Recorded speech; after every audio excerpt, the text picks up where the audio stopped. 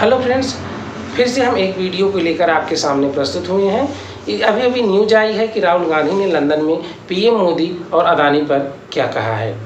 चलिए हम देखते हैं अपनी इस वीडियो में। इस वीडियो के कंटेंट आपको अच्छे लगे तो हमारे चैनल को शेयर कीजिए, सब्सक्राइब कीजिए और कमेंट कीजिए। हमें आपके प्यार का भरपूर भरोसा है। कांग्रेस नेता राहुल गांधी ने एक बार फिर लंदन में सत्ताधारी भारतीय जनता पार्टी और प्रधानमंत्री नरेंद्र मोदी पर हमला बोला है। लंदन में इंडियन जर्नलिस्ट एसोसिएशन के कार्यक्रम में राहुल गांधी ने भारत जोड़ो यात्रा, चीन और रूस पर भारत की विदेश नीति, बीबीसी की डॉक्यूमेंट्री पर बैन, क्रोनिक कैपिटलिज्म और आने वाले आम चुनाव से जुड़े सवालों पर जवाब दिया। आपको मालूम हो कि राजनीति और जनता धारणा से प्रदर्शन तक कार्यक्रम में राहुल गांधी ने मीडिया के साथ बातचीत की और अपने इस कार्यक्रम का संचालन इंडियन जर्नलिस्ट एसोसिएशन IJAI के अध्यक्ष दानिश खान कर रहे थे। दर्शकों में ज़्यादातर भारतीय और यूके के पत्रकार शामिल थे।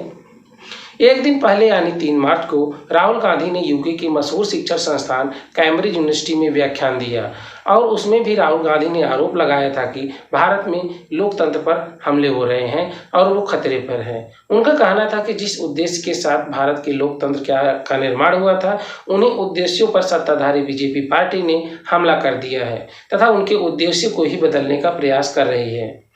इस प्रकार से उन्होंने बताया कि इसके लिए सत्ताधारी नरेंद्र मोदी की बीजेपी सरकार को जिम्मेदार बताया था।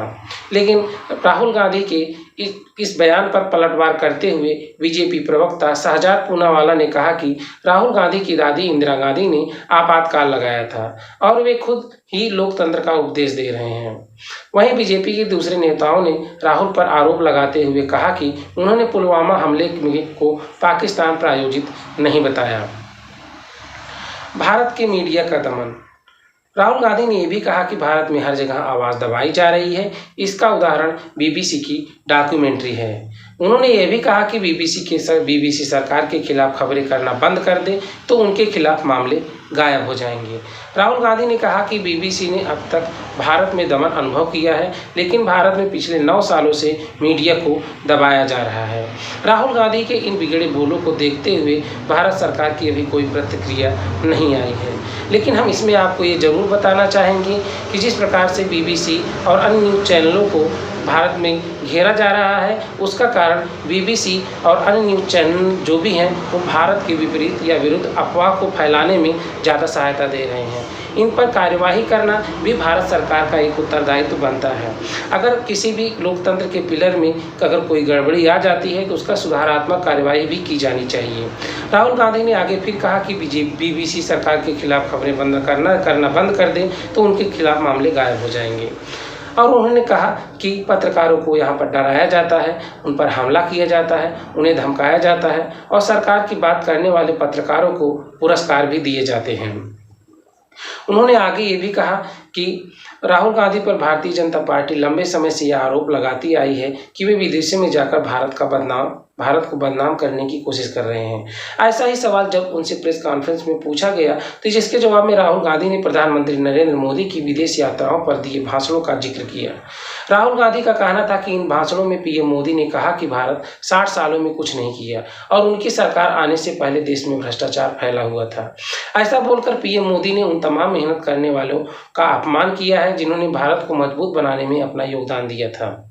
राहुल गांधी ने साफ तौर पर कहा कि मैंने कभी अपने देश को अपमानित नहीं किया है और ना ही ऐसा कभी करूंगा। उन्होंने कहा कि वे जो कुछ भी बोलते हैं बीजेपी उसे तोड़ मरोड़ कर पेश करती है।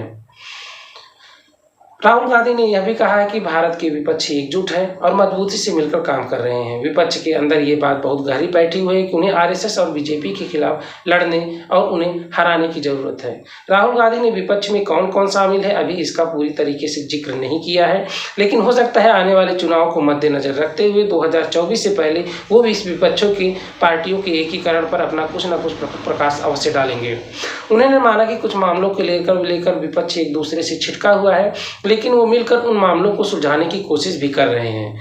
राहुल गांधी ने यह भी कहा है कि भारत में विपक्ष अब किसी राजनीतिक दल से नहीं लड़ रहा है, बल्कि हम भारत के संस्थागत ढांचे से लड़ रहे हैं। हम बीजेपी और आरएसएस से लड़ रहे हैं जिन्होंने भारत के लगभग सभी संस्थानों पर कब्जा कर लिया है, जिनके चलते खेलने के लिए लेवल प्लेइंग फील्ड नहीं बची है।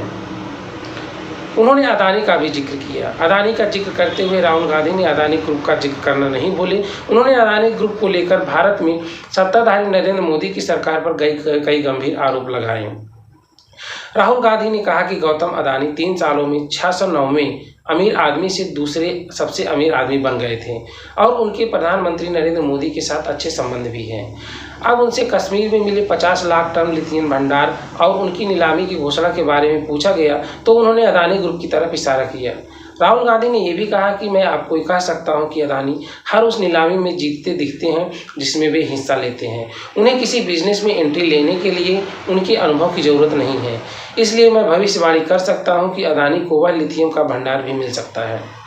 भारतीय जनता पार्टी के प्रवक्ता शाहजाद पूनेवाला ने राहुल गांधी की यूके यात्रा के दौरान दिए गए बयानों को लेकर पलटवार किया। राहुल गांधी के आरोप उन्होंने कहा कि सेना और शहीदों का अपमान करना कांग्रेस की पहचान है। यह कांग्रेस की रणनीति है कि बॉर्डर पर शहीद होने वाले जवानों को वे अक्सर अपमानित करते हैं, चाहे वो बोफोर्स घोटाला हो या शहीदों के कब्रों की। राहुल गांधी ने पहले पुलवामा हमले को कार बम बताकर लीपापोती की और बाद में राजस्थान में कांग्रेस सरकार ने पुलवामा शहीदों के परिवारों का अपमान सिर्फ इसलिए करती है क्योंकि उनके परिवारों ने अपने अधिकारों की मांग की थी।